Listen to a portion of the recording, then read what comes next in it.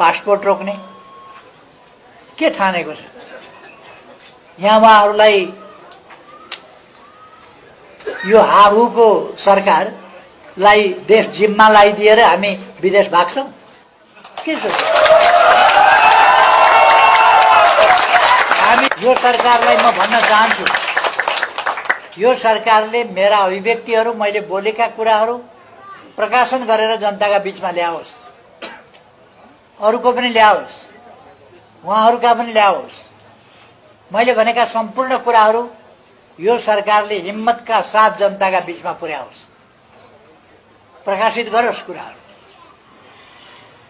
कर्मचारीलाई दिएका निर्देशनहरू रेकर्डेड छन्, ती कुराहरू बाहिर ल्याओस्। प्रहरीलाई दिएका निर्देशन रेकर्डेड छन्, ती बाहिर ल्याओस्।